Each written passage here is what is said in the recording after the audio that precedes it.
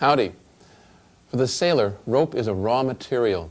It gets made into the lines that hoist and control the sails, tow the dinghy astern, hang fenders outboard, and a few thousand other things. But the lines themselves are useless unless you have a way to work with them, especially to attach them to other objects. That's where knots come in. They're the highly evolved tools that put lines to work. In this program, I'm going to show you the knots that sailors need most. Fortunately, good knots are versatile, so if you only learn good ones, you only need to learn a few. We'll start with a little jargon. It doesn't look like it, but a line has parts. There's the end, of course, that moves around to tie knots, and there's the standing part. In between, you can make a bight, or you can make a loop. This is a clockwise loop with the end in front of the standing part from the tier's perspective. The end can also be behind the standing part with a clockwise loop. You can also have a counterclockwise loop with the end in front of or behind the standing part. If you're attaching the line to another object, you can make a turn, a round turn, or a crossed round turn. I'll be introducing you to a few other terms as we go along, but those are the basic ones you need for basic rope work. For example, if you want to make a figure 8 knot, that's a knot that bulks up the end of the line so it won't accidentally slip out of a block and lets you know when you reach the end of the line when it fetches up against your hand. To tie it, make a loop, it doesn't matter in which direction, but with the end on top of the standing part. Pass the end behind the standing part, drop it back into the loop, and you're done. You'll tie figure 8 knots in the ends of most of your lines, so practice until you can make it quickly by reflex. Some knots are concerned with holding things together. For example, sometimes a line will ravel and fray out and grow a cowtail, something the Irish call a Saxon flag and the English call an Irish pennant. Whatever you call it, it's an expensive loss of rope and you can't tie knots in it or reeve it through a block. But we can cure cowtails with a constrictor knot. It's a knot that binds things together. To tie it, make a crossed round turn and bring the end up on the side of the standing part it crossed to. Then thread the end under the X that the cross turn made. Then draw up, just pull on the end and the standing part and pull as hard as you can. Yeah. Trim the ends flush.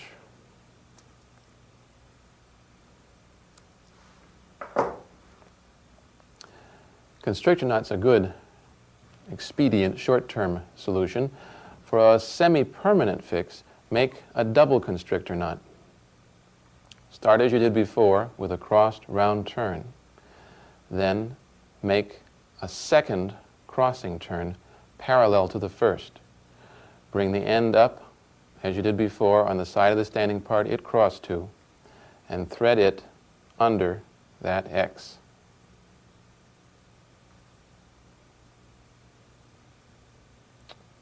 So, now this knot doesn't draw up as readily as a constrictor does. You'll need to take initial slack out, say with the point of an awl, tightening those crossing turns.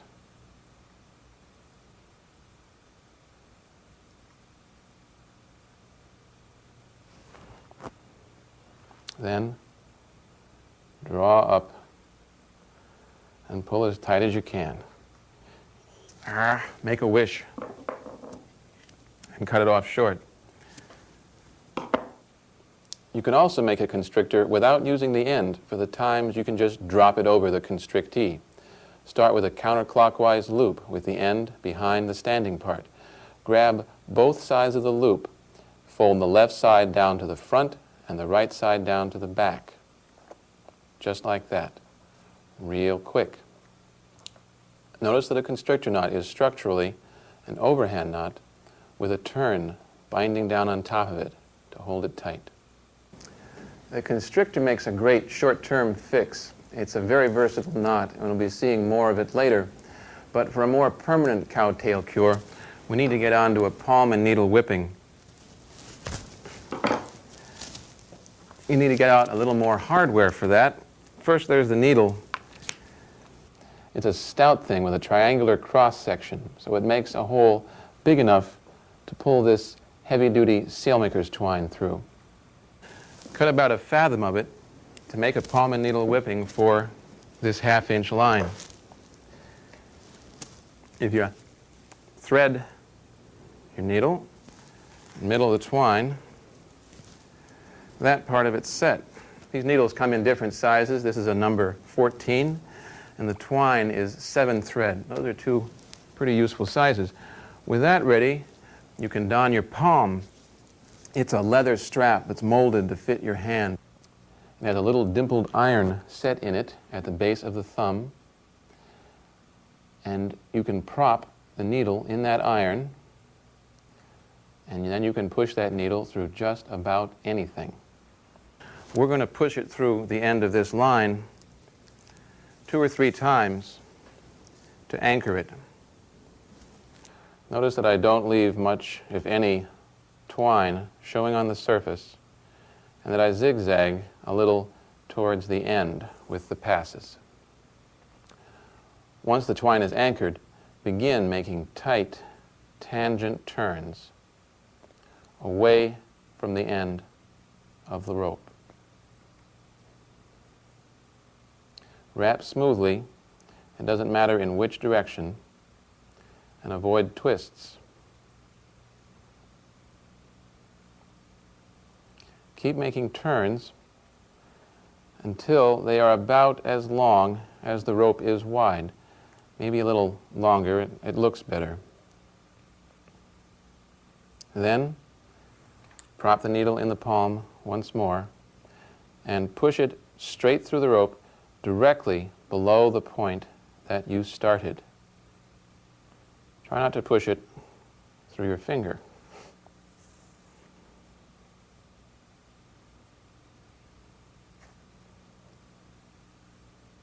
Pull all the slack through, then lead the twine down across the turns you just made. Push the needle straight through again, directly below where it came out. It should come out again right where you started the first time. Pull most of the slack through, but while there's still a little bit left, take out any twists. They're unsightly and more prone to chafe than smooth, flat twine. Hold the twist-free section down with your thumbnail and pull the remaining slack through. What you've just made is the first part of a frapping turn that will bind down on your round turns to tighten and protect them. Frapping turns need to be pulled extra tight, but if you pull twine hard with bare hands, it will hurt. So here's a way to use your palm for painless tension.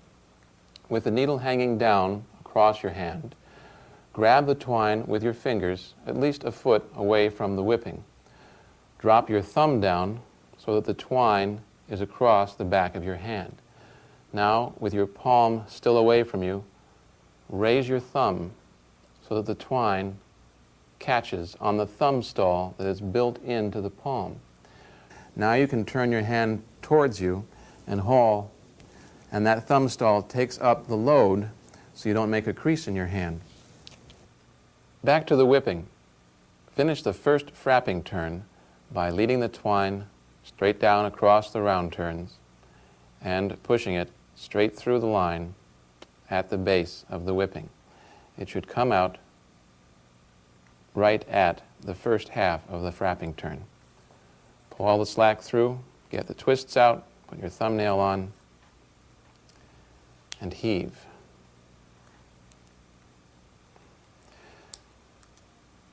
Now, pass down to start the second frapping turn right alongside the first one.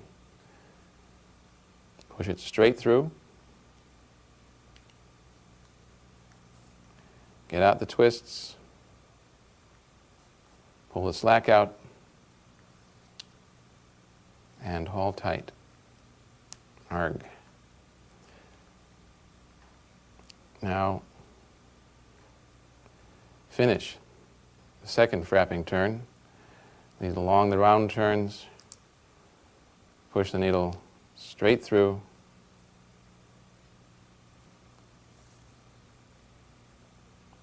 take out the twists, and haul tight.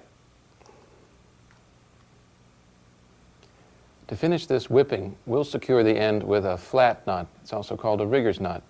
Thread the needle under one of the pairs of frapping turns, and out to one side, from the middle out.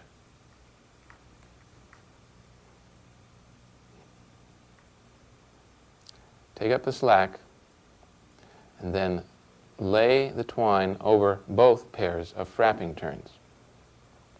Next, enter the needle from the outside to the middle under the other pair of frapping turns.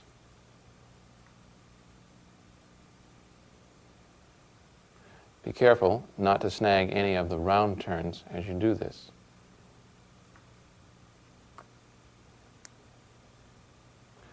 Haul tight, very tight, and finish by burying the needle right through the line at the base of the whipping.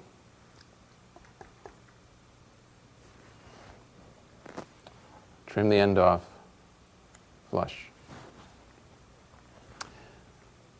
Cut the rope 1/4 to 1/2 inch or so from the whipping to leave a nice soft end.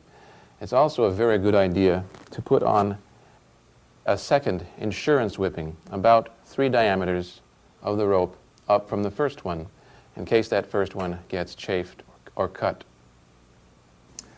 This double braid I just put a whipping on is the dominant construction on modern yachts. It's low stretch, grips winches well, and it resists kinking. But the traditional construction, 3-strand rope, is still widely used. You can get it in low stretch materials. It's much easier to splice and much cheaper than double braid. Both constructions can grow cowtails, so both of them need whippings. We'll make the 3-strand ones a little differently because it has 3 strands. You set up as before, about 1 fathom of line, 6 feet, middle of the twine. Once again, you'll anchor the twine a couple, 3 times. This time, try to put it through 2 strands at a time to get a maximum amount of bury. Make your zigzags to bury the twine going away from the end. On your last anchoring tuck, bring the twine out between 2 strands. Take up the slack and begin your round turns. Make them counterclockwise with the end pointing away from you. The direction is important with 3-strand rope because the rope is twisted or laid up during its construction clockwise. And in use, especially under strain, it will unlay counterclockwise. If you make your round turns counterclockwise, they'll get tighter, not looser, as the rope unlays. When you have enough round turns on, look back to the beginning of the whipping to see what groove the twine came out in to start. Trace up that groove visually to the other end of the whipping. You'll enter the needle to end the round turns in that same groove. With the needle in that groove, you want to double back from the direction you've been going in and tuck the needle under 1 strand. You'll tuck away from you when you have the end on your left. Make sure the needle emerges between the next 2 strands.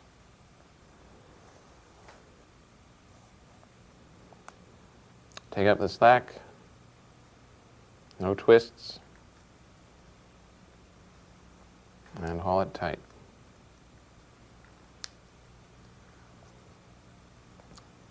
Now you can begin the frapping turns. Lead the twine down in the groove it came out in.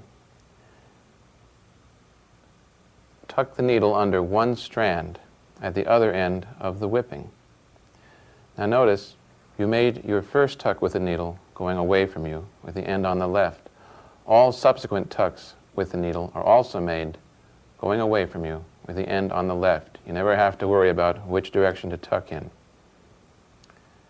Tuck under one strand so it comes out between the next two strands. Take up the slack, take out the twists, put your thumbnail on it, and haul tight. Now, second frapping turn.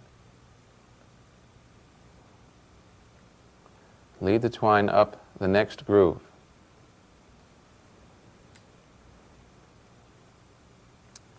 Tuck the needle under the next strand, going away from you with the end on the left.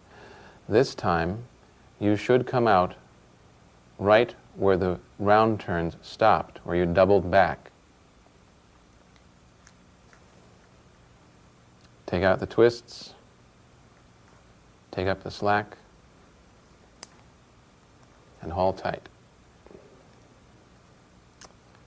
Before you make your third and final frapping turn, notice how this little doubling back turn rides up a bit on the line. When you cut the rope off short, that turn could flip off, spoil your entire whipping. To prevent that, thread the needle carefully just under that turn.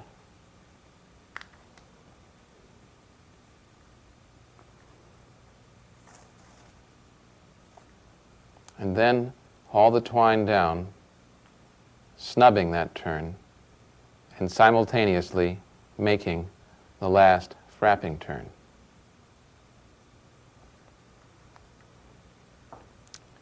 Tuck away from you with the end on the left. Take out any twists. Hold the twist-free section down with your thumbnail and haul tight.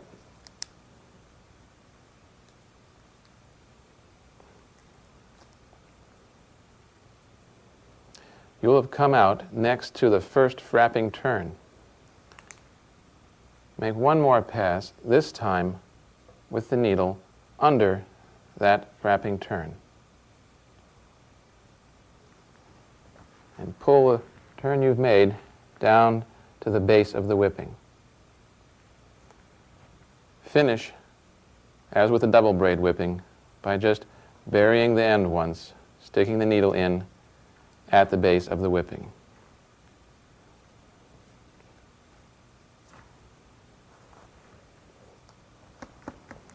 Jerk it tight and cut the twine off flush.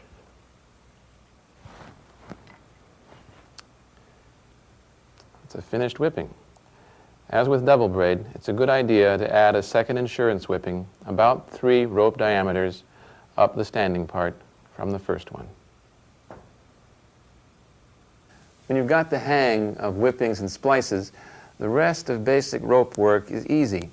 But bear in mind that the purpose of knots is to allow you to exert force on a line, sometimes tons of force. And just because a knot is simple doesn't mean you can't do it wrong. Be picky. Of course, it helps to use techniques that are easy to do right. For instance, say you want to extend a line like a mooring line or a painter or a sheet by tying or bending it to another line. The basic utility bend is called the sheet bend, and I'll show you a fast, foolproof way of tying it. You cross the left hand end over the right and pinch the cross with your left hand. Let your right hand slide down onto the right hand standing part. Bring up the standing part and pass it clockwise around the left hand end, forming a loop. Leave the standing part hanging down between the two ends. Then tuck the end on the right down into the loop. Grasp that end and the left hand standing part in your left hand, and then draw the knot up by pulling on the right hand standing part. Done. When you get the moves down, the whole operation takes about that long.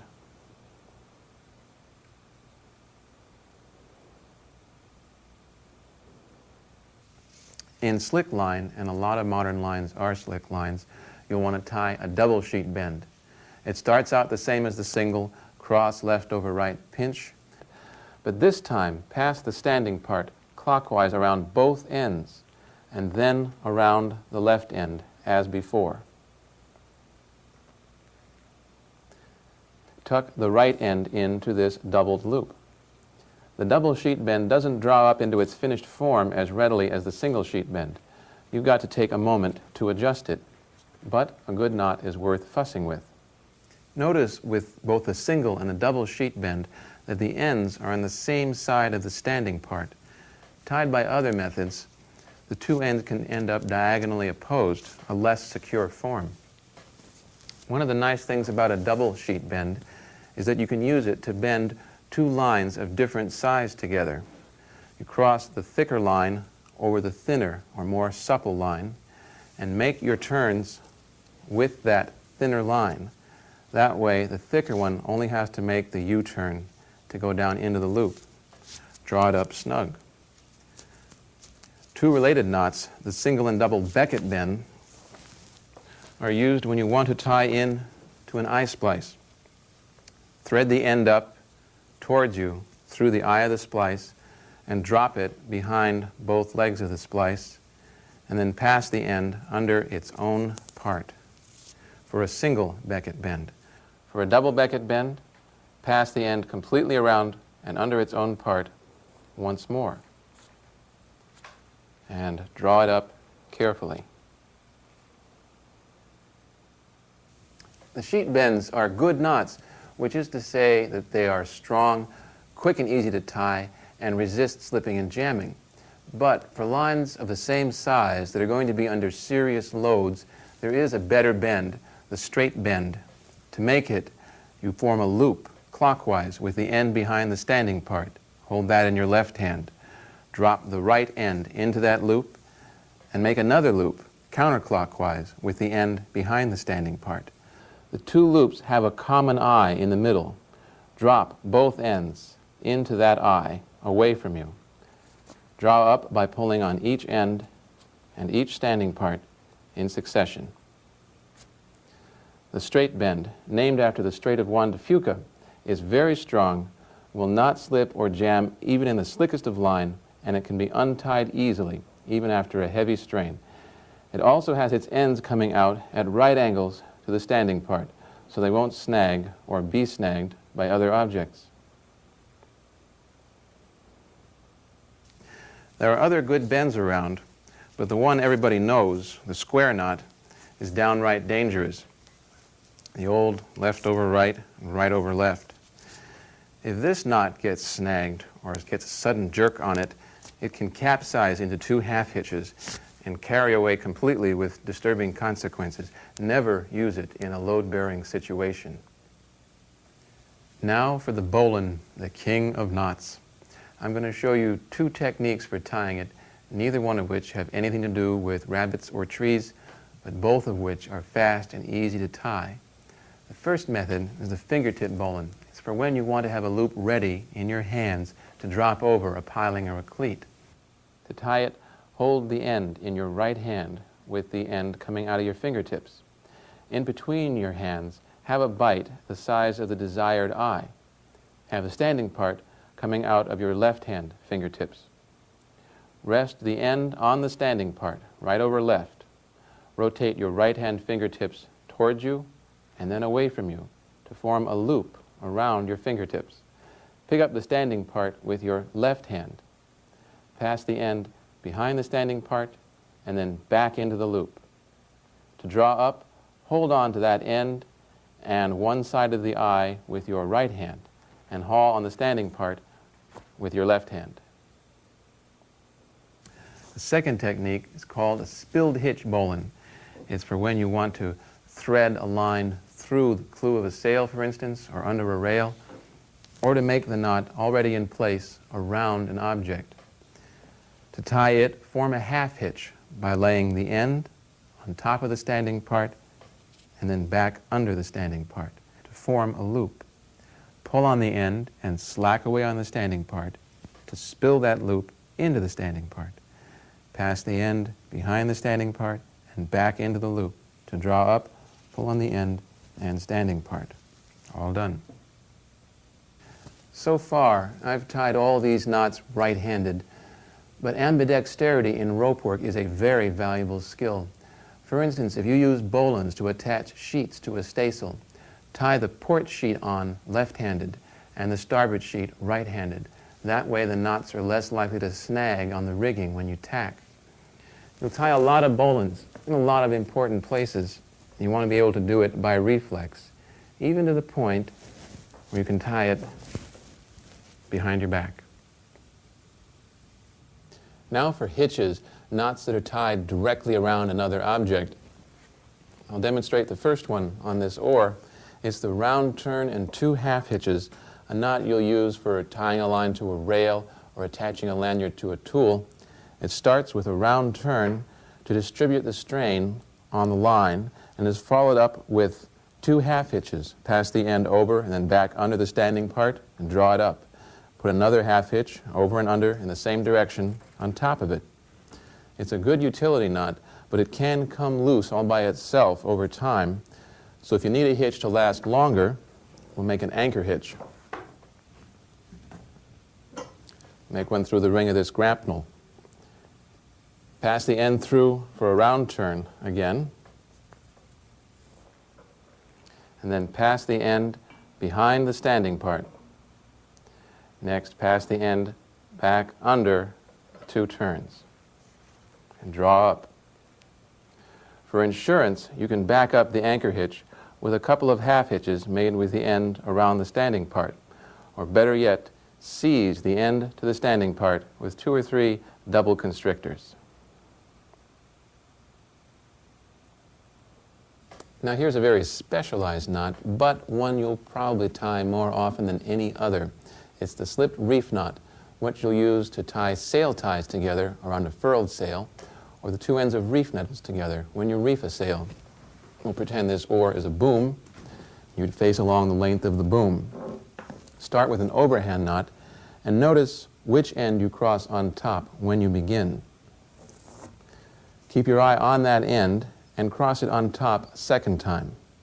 Only this time, only pull a bight through. Slip reef knot. Notice that the loop is at right angles to the boom. If you don't cross both ends on top, if you don't cross the same end on top both times, you'll end up with a loop that is parallel with the boom. This is a slipped granny knot, lubberly and not to be countenanced because it's less secure than the slipped reef. So always cross the same end on top both times and make sure that that loop is at right angles to the boom. This is one of the few places I'd use any form of square knot or reef knot because it's a bad bend. But here in this low load situation, it's perfect because it's quick and easy to tie, plenty secure, and easy to remove. Every knot deals with tension in one way or another, but with most of them you first tie the knot and then exert a strain, and if you want to untie the knot, you first have to release the strain. But now we're going to edge into a more dynamic relationship with tension, to knots which by their nature control and adjust tension. For example, there's the rolling hitch. I'm not the only guy who drops lines around here. Unlike the round turn and 2 half hitches, it's designed for a lengthwise strain. To tie it, make 2 turns around the hitchee in the direction that the strain will be coming from. In this case, make the turn spiral down because the pull will be down. To finish, cross away from the strain and make a half hitch. In slick line, you'll want to tie a camel hitch. It's really just an expanded rolling hitch. Make 3 turns, 1, 2, 3, towards the strain, and then cross away from the strain and make 2 half hitches.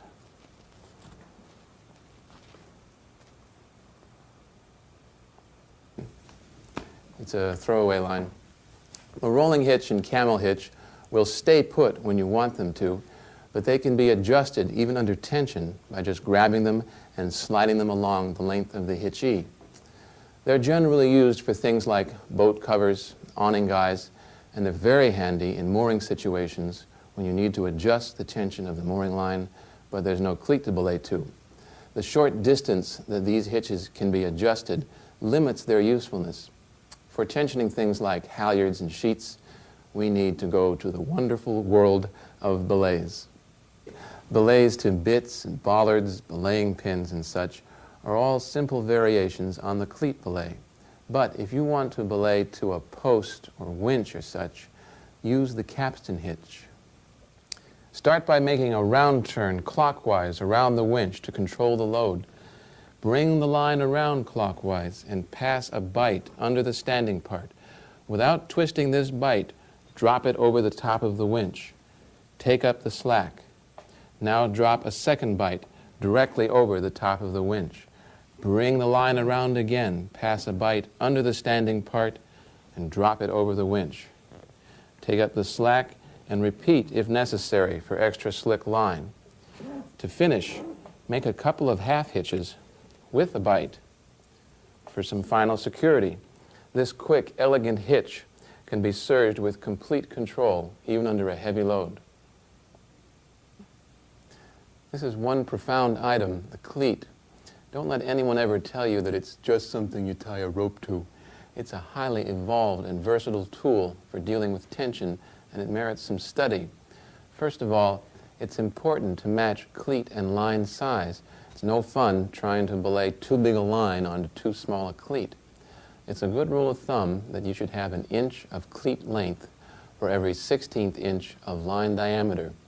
So for instance, a half-inch diameter line is 8/16 inch diameter, and it matches an 8-inch long cleat. Next, for easiest belaying and casting off, a cleat should be angled slightly to the line that leads to it. And finally, cleats are daily trusted with some very severe loads. They need to be strong beyond all doubt and have no nicks or sharp corners on them. Now on to belaying.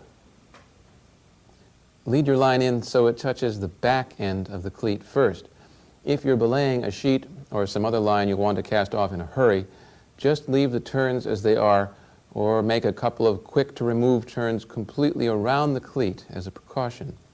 If the line must stay put for a while, as with halyards and mooring gear, finish with a hitch. Move as though to add another figure-8 turn, but instead make a loop with the standing part by flipping it under itself. This hitch should blend in with the belay. If it doesn't, just turn the hitch over.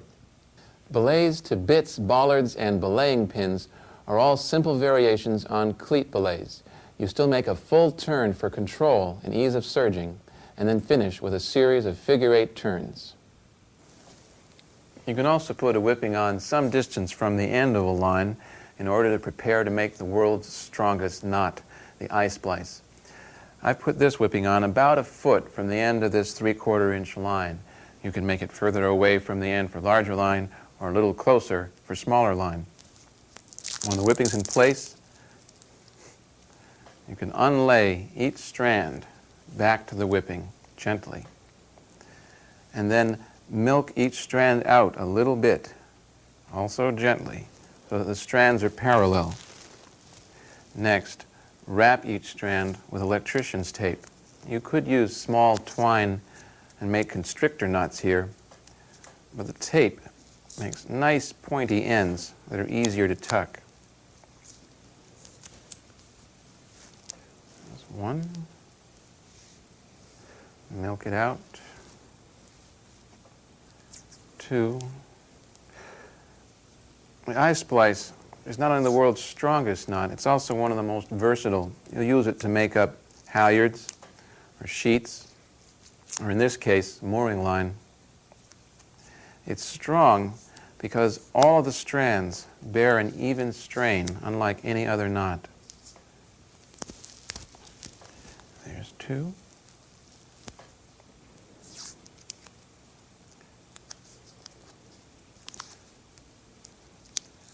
And 3. When the whipping's in place, the tape's in place, bend the eye around. the circumference you want for this size line is about 3 feet. Now all we're going to do is weave these 3 strands into the standing part in a regular under and over sequence. The start is the only tricky part, but the method we'll use simplifies things.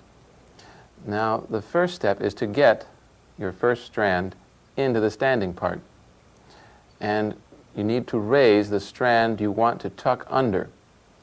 In flexible line, you can do this by holding this line on either side of that strand, pushing your hands together, and then twisting to raise that strand up. You can then tuck under it. If the line is stiff, the traditional tool for dealing with it is a fid. It's a pointed wooden cone. You enter it under the strand you want, and then push to raise that strand up. Hold it again with your thumb and forefinger and remove the fid. But a lot of modern line is very stiff. Now, I shy from product endorsement, but I'll do you a favor and tell you about this tool, the fido. You enter it in the direction opposite to the direction you'll tuck, and remove the point. It holds the strand open and leaves a hollow space all ready for you to tuck into. You don't have to hold the strand up. We'll begin tucking with the leftmost strand, and we'll tuck it twice. Then we'll tuck the middle strand once, and the right-hand strand once. So, the fido's in place, thread the end through, and draw it up until the whipping is right up against the standing part. Then remove your tool. Put the head back on. Now, go over the next strand with your working end and tuck it under the third strand. So enter the fido there. Tuck this strand over one and under one. Get out most of the slack and then remove any twists in the strand. Get it pulled up nice and snug before you remove the fido. We'll make the second tuck with this middle end under the standing part strand that the first end went over. Here's where the first end went over. We'll go under the same strand.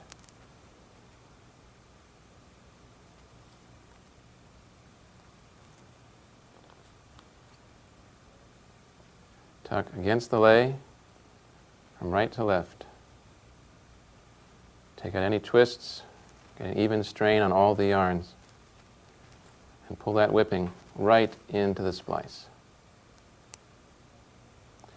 Turn the whole splice over, and there, in the middle of the other side, there's one more strand with nothing tucked under it. Enter under that, and take your lone remaining strand and tuck it from right to left under that strand. Take up all the slack, make sure it's nice and flat and ribbon-like so that all the yarns take an even strain. Now, fair this first row of tucks by pulling on all 3 ends. They should all come out at the same level, and the whipping should be jammed right up against the splice.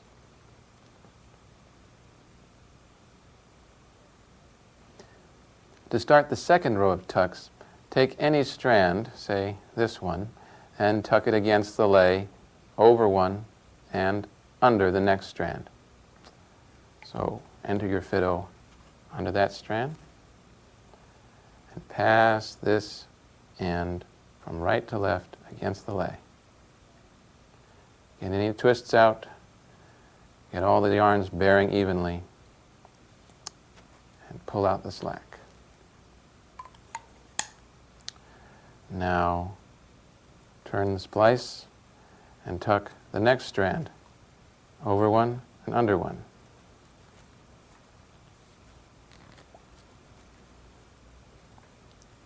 From right to left,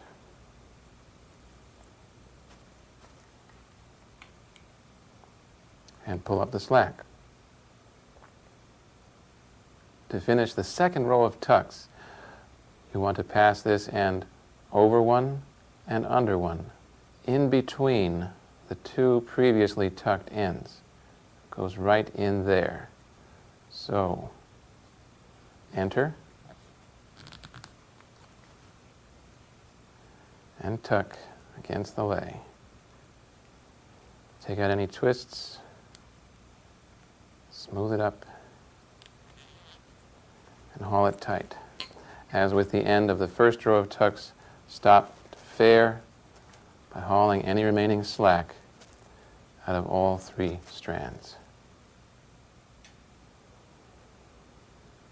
Now you just repeat regular over and under tucks with all three strands.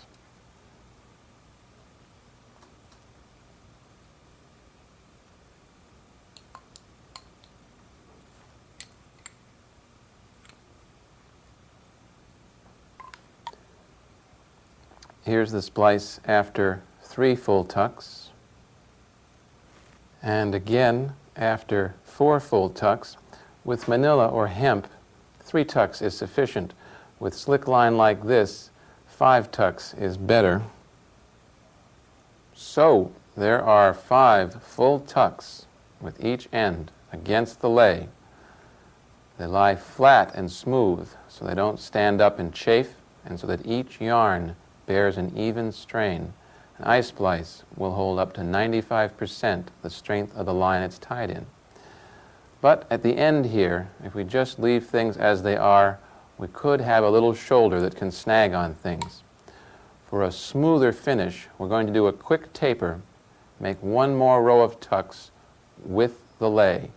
We're going to tuck each end over a standing part strand and then back under the same strand from left to right with the loop towards you, that is, with the lay.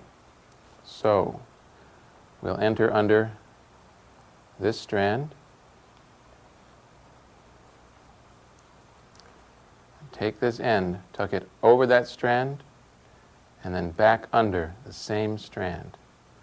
Pull the end away from you for a nice, smooth, fair tuck.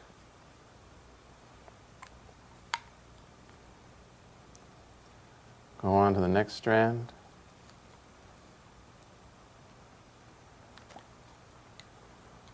And tuck over and then back under the same strand. 1 more time. 1 remaining strand, tuck over and then back under from left to right with the lay. Fair 1 more time by hauling on each end in turn. So we have 5 full tucks against the lay and backed once. When you're done, roll the splice underfoot to smooth it out.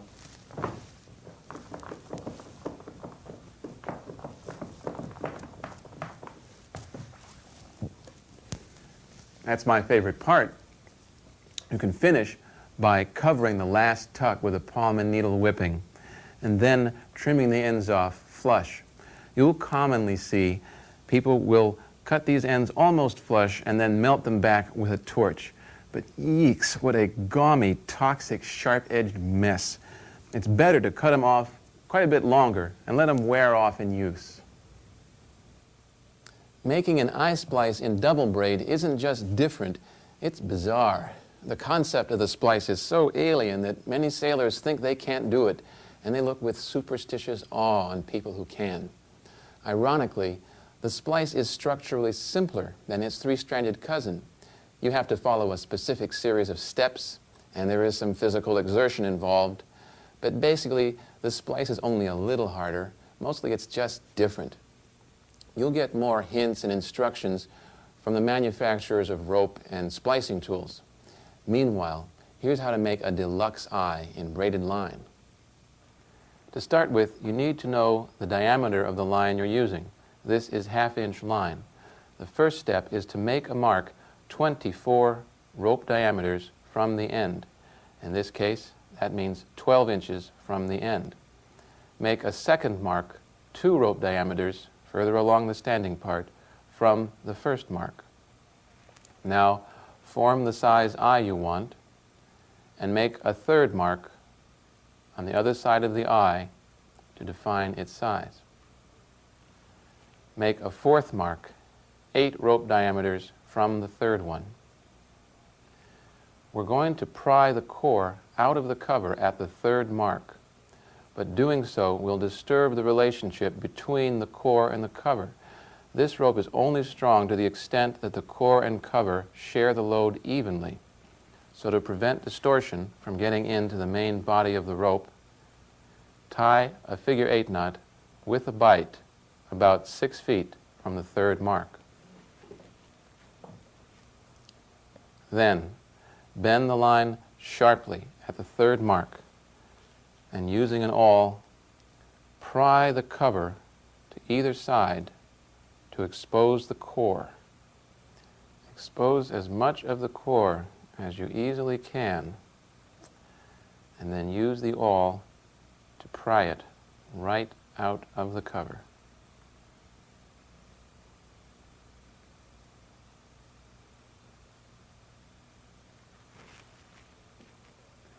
As soon as you get the core all the way out, slide the cover back towards the knot, bunching it up against your figure 8. Then belay the standing part to something solid and milk that cover back over the core. What you're trying to do is re-establish matching tension between the core and the cover. And you can ease off on the belay and make a mark for reference at exactly the point that the core exits the cover. When you've made that mark, you can slide the cover back again. Now make a second mark on the core about 8 rope diameters from the first one, again, down the standing part.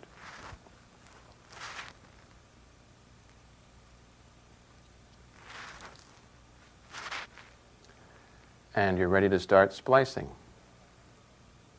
There are a number of tools for splicing double braid on the market.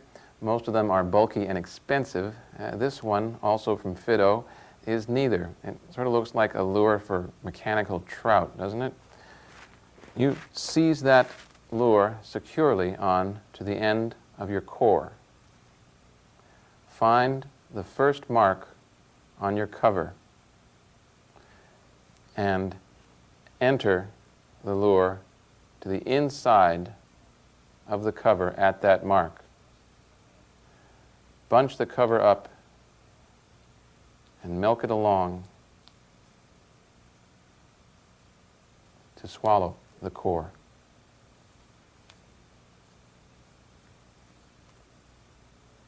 When you reach the third mark, you'll bump into the core inside the standing part.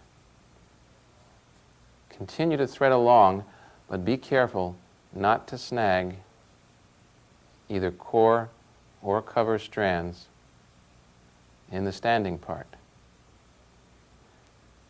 Exit the tool at the fourth mark.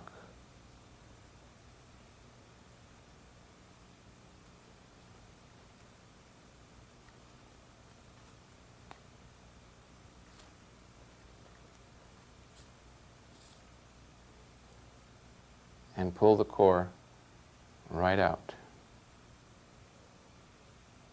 So, up to this point, the core has emerged from the cover, gone back into the cover here, traveled along the inside of the cover, and come back out once more here. The next step is to expose both marks on the core and thread the lure into the inside of the core at the mark that's furthest from where the end emerges. Thread it into the middle, just as you did for the core, and take it along inside the core, just as far as you conveniently can. Pull extra core out of the cover to give yourself room. Again, be careful to avoid snagging any core strands as you travel.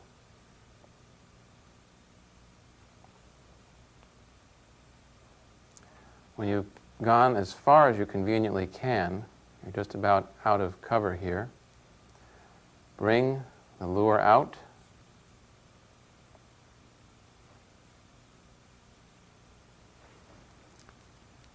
and cut it loose. Here's where the cover emerges from the core. Now go back up to the point where the core and the cover cross over each other on their way to go into each other. This is the crossover. Tighten it by pulling first on the cover and then on the core where it exits the cover.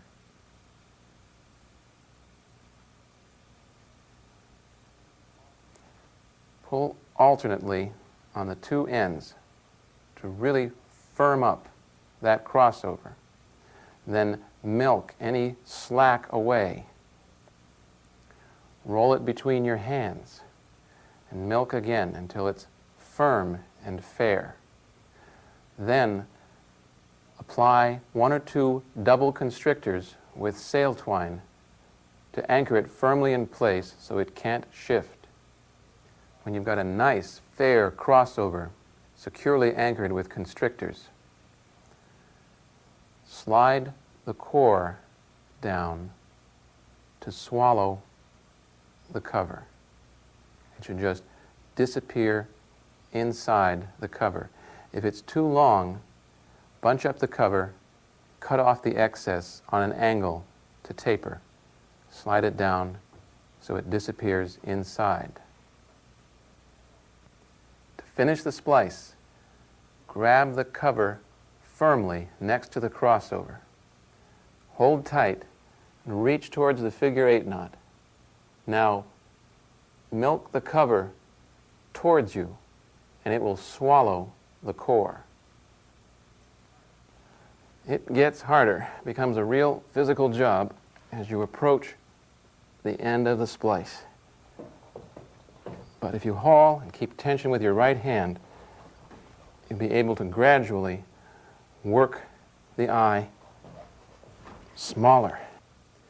It's going to take some exertion to get this far. This is the second mark you made on the cover. This is the third. They're almost matched up. It'll just take a little more pulling.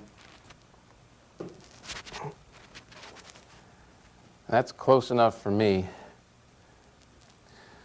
It took some effort, but once again, what you get is a knot that is stronger than any other. All that splicing and tying and belaying is important stuff. It's how you put lines to work. But it's just as important to know what to do with them in between jobs. If you just leave them lying around, they get tangled, fall overboard, and generally get into a state where you can't use them again when you need them. That's why you coil, to leave a line nice and tidy and ready to run. With 3-strand line like this, you always coil clockwise. If you're left-handed, that means making the turns over your left hand away from you. If you're right-handed, make those turns over your right hand towards you. Using either hand, make nice, smooth, even coils.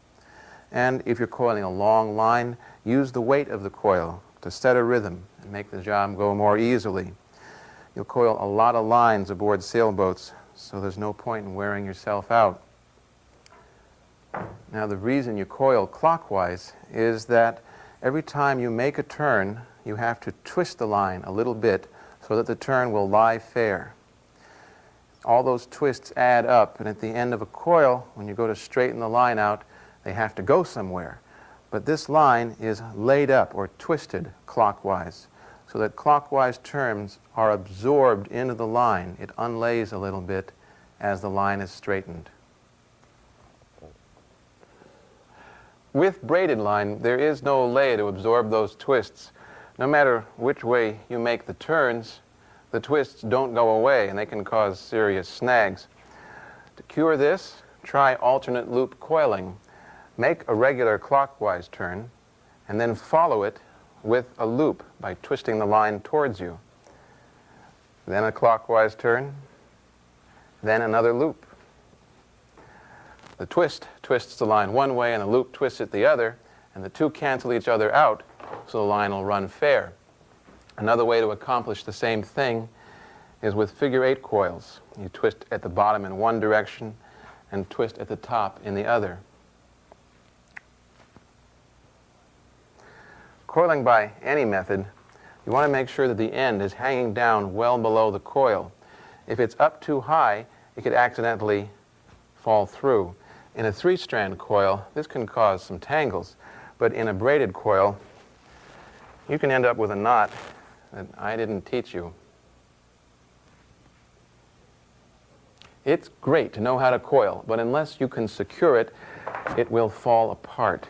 One way to prevent this, it's especially good for short-term stowage, and especially ashore where a coil doesn't get knocked around so much, is to bring up a bight instead of the end at the last turn.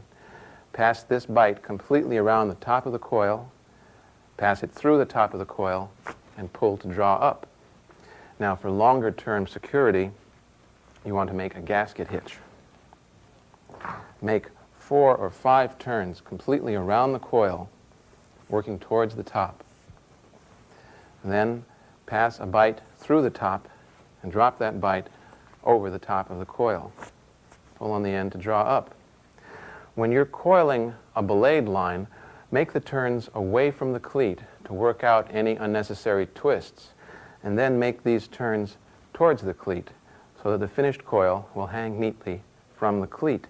To prepare any coil for running, take out the turns and then drop it on the deck face down, that is, with the end undermost. That way the standing part is free to run. Well, those are the basics, or at least as much of the basics as we could fit in here. There are thousands of other knots and rope work procedures, and if you are like me, you might end up getting obsessed with them, but for most sailors, there's no need. By learning thoroughly just the knots in this program, you will have equipped yourself with a versatile, powerful toolkit. If you only learn these knots in your head, you might forget them, so practice until they live in your hands, and they will serve you well. Fair leads now.